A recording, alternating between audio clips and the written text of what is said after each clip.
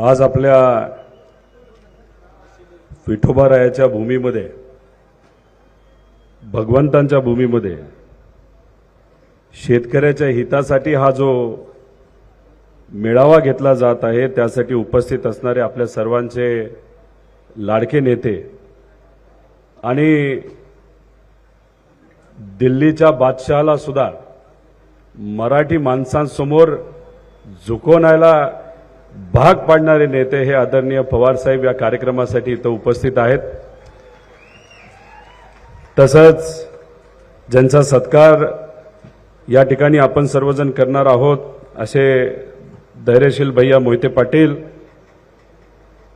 या जिल्ह्याचे आणि या राज्याचे ज्येष्ठ नेते विजयसिंहजी मोहिते पाटील साहेब, इथं उपस्थित असणारे करमाळ्याचे नेते आणि भावी आमदार नारायणआबा पाटील, माझ्याबरोबर येणाऱ्या विधानसभेमध्ये नक्कीच दिसणारे आमचे मित्र राहुल भैया मोठे, उत्तमरावजी जानकर, भगीरथ भाऊ भालके, संजय भाऊ पाटील, बळीराम काका साठे, प्रतापसिंहजी पाटील, सक्षनाताई सलगर, ज्यांचं भाषण आपण सर्वांनी या ठिकाणी ऐकलं।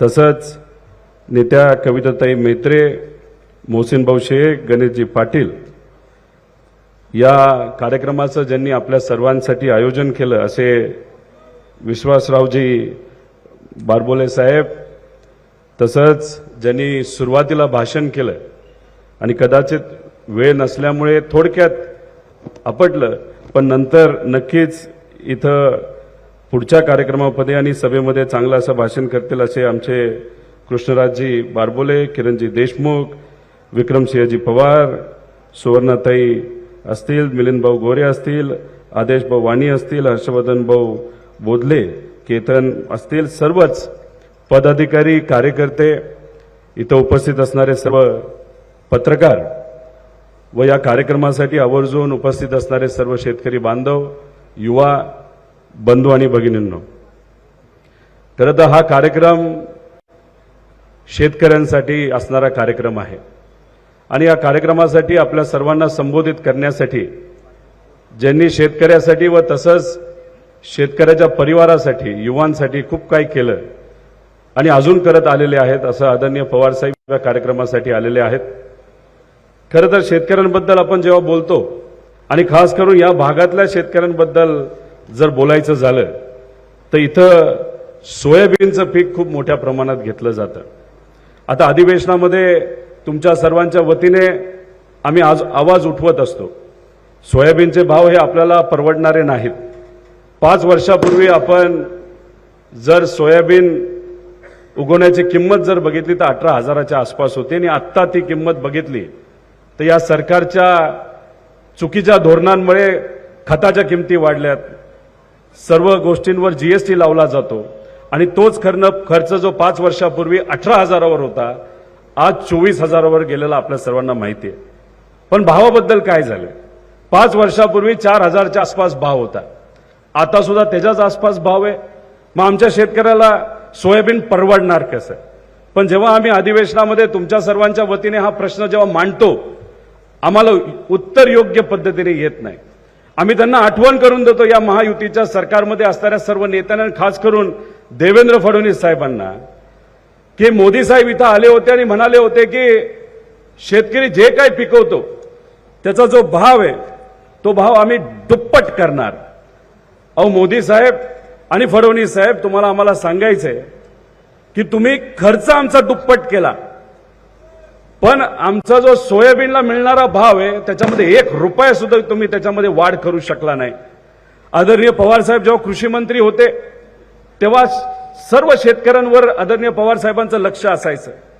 सोयाबीनचं काय धोरण घेतलं तर सोयाबीनचे भाव वाढू शकतील, कांद्याचं काय धोरण घेतलं तर तिथं असणाऱ्या शेतकऱ्यांना न्याय मिळेल, दुधाच्या बाबतीत आणि सर्वच जे कुठली पिकं असतील या महाराष्ट्रामध्ये, या देशामध्ये घेतली जातात, पवार साहेब स्वतः त्याच्यावर लक्ष देऊन असायचे। साधा शेतकऱ्याचा जो फोन पवार साहेबांना जेव्हा जायचा की साहेब बघा कांद्याचे भाव पडलेत, या बाबतीत तुम्ही काहीतरी करा, लगेचच पवारसाहेब त्या बाबतीतली बैठक ही अधिकाऱ्यांबरोबर घ्यायची आणि निर्णय घ्यायचे. त्याचा फायदा हा शेतकऱ्याला व्हायचा. कांद्याची काय परिस्थिती आपली? अहो, सोयाबीनमध्ये 20,000 कोटी रुपयाचं नुकसान हे शेतकऱ्याचं झालं. सरकारने 1 रुपया त्या बाबतीत दिलेला नाही आपल्याला. एखाद्या शेतकऱ्याला जर 10,000, 20,000, 50,000चं नुकसान झालं, त्याच्या कुटुंबावर काय परिस्थिती येत असेल हे आपल्या सर्वांना माहिती आहे. अहो, कांद्याचं चुकीचं धोरण घेतल्यामुळे शेतकऱ्याचं या महाराष्ट्रामध्ये 5,000 कोटी रुपयाचं नुकसान झालं. बोलतायत का केंद्रातले नेते? बोलतायत का राज्यातले नेते? नाही, याच्याबद्दल त्यांना बोलायचं नाही. काही दिवसांपूर्वी दादांनी एक वक्तव्य केलं, कांद्याच्या बाबतीत सरकारने जो निर्णय घेतला तो चुकीचा होता. अहो दादा, तुम्ही सरकारमध्ये आहात, तुम्ही या राज्याचे उपमुख्यमंत्री आहात. खऱ्या अर्थाने या शेतकऱ्याचा करवळा तुम्हाला असला असता तर दिल्लीत तुम्ही टोपी घाला, गॉगल घाला, जे घालायचंय घाला, पण तिथं जाऊन तुम्ही शेतकऱ्याचा तरी प्रश्न मांडला असता तर आम्ही तुम्हाला मांडलं असतं. तुम्ही म्हणता केंद्र सरकारचा आणि मोदी साहेबांचा कांद्याच्या बाबतीतला निर्णय चुकला. अहो, इथं असणारे सामान्य आणि स्वाभिमानी जनता म्हणते, दादा तुम्ही भाजप बरोबर गेला, तोच तुमचा निर्णय कुठेतरी चुकलेला आहे. कारण काय, भाजपचे नेते आपला विचार कुठेही तिथं करत नाही. अहो, 10 रुपये कांद्याचा भाव वाढला असता आणि तुम्हाला 15 टन तुम्ही उत्पादन तिथं घेत असला असता तर 1.5 लाख रुपये शेतकऱ्याचे लगेच एका एकरामध्ये तिथं वाढले असते आणि त्याचा फायदा कोणाला झाला असता? शेतकऱ्यांचा झाला असता. हे जे छोटे मोठे व्यावसायिक आहे, व्यापारी आहेत, त्यांना त्याचा फायदा झाला असता. कधी कधी काही व्यापाऱ्यांचं मला कळत नाही, कुठेतरी आदेश कुठला तरी येतो की एकाच चिन्हाच्या मागे आपण जायचं. अहो, खऱ्या अर्थाने व्यापाऱ्यांनी सुद्धा विचार केला पाहिजे की आज काय या महाराष्ट्राची परिस्थिती आहे. शेतकरी खुश नाही, छोटे मोठे व्यावसायिक खुश नाहीत, युवा खुश नाहीत, विद्यार्थी खुश नाहीत. मग या सरकारला येत्या काळामध्ये आपल्याला धडा 100% तिथं शिकवावं लागेल. ही गोष्ट आपण सर्वांनी समजून घेतली पाहिजे. आता लोकसभेला तुम्ही सर्वांनी योग्य निर्णय घेतला. पैशाचा वापर भरमसाठ त्या ठिकाणी केला गेला. अहो, काही मतदारसंघामध्ये 60 कोटी, 70 कोटी, 100 कोटीपेक्षा जास्त खर्च सत्तेत असणाऱ्या नेत्यांनी तिथं केला. अहो, मला त्या नेत्यांना विचारायचं, पैसा आला कुठून? तुम्ही विकासासाठी गेलाय ना, मग विकास तर सामान्य लोकांचा झाला नाही, मग झाला कोणाचा विकास? या नेत्यांचा विकास झालाय. या सरकारमध्ये हे जे नेते 50,000 कोटीचा भ्रष्टाचार केलेले पुरावे मी स्वतः तिथं दिलेले आहेत. पण नाही, या सरकारला त्या बाबतीत काय पडलं नाही.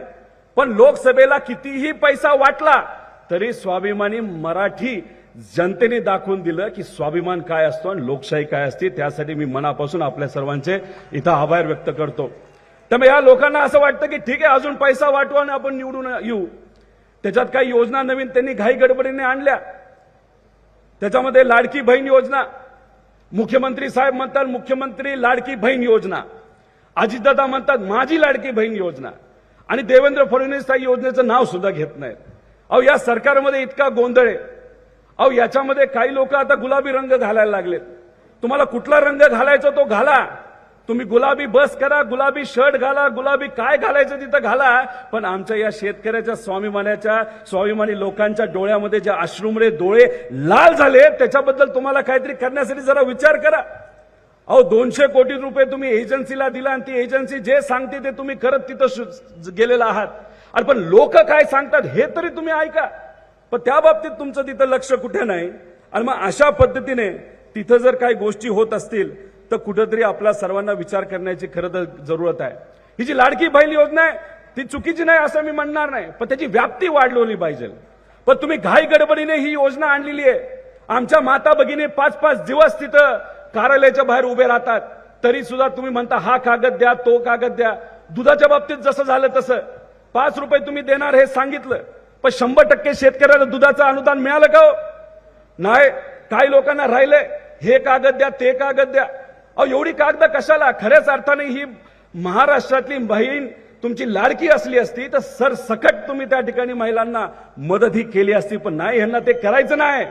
मी तुम्हाला या ठिकाणी सांगतो, आदरणीय पवार साहेबांच्या मार्गदर्शनाखाली, उद्धव ठाकरे साहेबांच्या मार्गदर्शनाखाली आणि काँग्रेसच्या नेत्यांच्या मार्गदर्शनाखाली या महाराष्ट्रामध्ये 2 महिन्यानंतर तुमचं म्हणजे महाविकास आघाडीचं सरकार येणार म्हणजे येणार.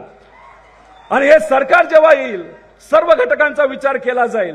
ह्या ज्या योजना घाई गडबडीने आल्या आहेत त्या बंद कुठल्याही होणार नाही. उलट लाडकी बहीण योजना आणि ज्या योजना त्याची व्याप्ती आपल्याला कशी वाढवता येईल, त्याचा फायदा हा अजून लोकांना कसा नेता येईल याचा विचार हा महाविकास आघाडी करणार म्हणजे करणार. पण हे सरकार ज्या पद्धतीने वागतंय याचा विचार खऱ्या अर्थाने आपल्या सर्वांना करावा लागेल. अहो काल परवा देवेंद्र फडणवीस साहेब काय म्हणाले, अहो इतिहासात कर्तृत्वाला स्थान असते. मला देवेंद्र फडणवीस साहेबांचा इतिहास बघायचा आहे. अहो काय तुमचं कर्तृत्व, कुटुंब फोडलं, पार्टी फोडली, जेव्हा थोर व्यक्तींवर बोललं गेलं तुम्ही शांत बसला, तुकोबारायांच्या बद्दल त्यांच्या विरोधात बोललं गेलं तुम्ही शांत बसला, शेतकरी आत्महत्या करतोय तेव्हा तुम्ही शांत बसता. या राज्यामध्ये तिथं गुंडाचा राज मोठ्या प्रमाणात सुरू झालाय, तुम्ही शांत बसता. मग काय म्हणायचं, हे तुमचं कर्तृत्व. आणि हेच तुमचं कर्तृत्व लोकसभेमध्ये जसं लोकांनी धुवून तिथं काढलं आणि तुम्हाला धडा शिकवला, या विधानसभेला सुद्धा लोक तुम्हाला धडा शिकवल्याशिवाय राहणार नाही असा विश्वास माझ्या त्या ठिकाणी वाटतो. अहो काही दिल्लीचे बादशाह आले होते लोकसभेच्या काळामध्ये, पवार साहेबांच्या विरोधात काय नाही ते बोलले, म्हणले भटकती आत्मा. अहो मला त्या बादशाला सांगायचं, लोकांनी दाखवून दिलं की पवार साहेब भटकती आत्मा नाही, इथं असणाऱ्या सामान्य लोकांची आणि स्वाभिमानी लोकांची आणि महाराष्ट्र धर्म टिकवणाऱ्या लोकांची ही पवार साहेब खऱ्या अर्थाने आत्मा आहे, जे आज या वयामध्ये सुद्धा आपल्या सर्वांसाठी ती लढते. आणि मग अशा पद्धतीने हे लोक तिथे येतात आणि बोलतात. आता ते म्हणतायत दिल्लीतली लोक की आम्ही 4-5 दिवस इथे येऊन आता बघणार की भाजपचं सरकार इथे किती दिवस येते. मला त्यांना सांगायचं, तुम्ही महिनाभर राहा नाही तर 2 महिनाभर राहा. तुम्ही आलात तर आमचा फायदाच तिथं होतोय. जेवढा जास्त सभा घ्यायचा तिथं घ्या, पण आम्हाला महाराष्ट्र जो आहे तो आमचा महाराष्ट्र आहे, स्वाभिमानी आहे. इथं वारकरी संप्रदायाचा पगडा या महाराष्ट्रातल्या लोकांच्या मनामध्ये आणि ध्यानामध्ये एकदम पक्का बसलेला आहे. त्यामुळे तुम्ही कितीही ताकद लावली तरी त्या ठिकाणी आमचे हे स्वाभिमानी लोक तुम्हाला पाणी पाजल्याशिवाय राहणार नाही असा विश्वास या ठिकाणी व्यक्त करतो. त्यामुळे खालच्या लेवलचं राजकारण केलं जातंय, 2 समाजामध्ये तेढ निर्माण केला जातोय.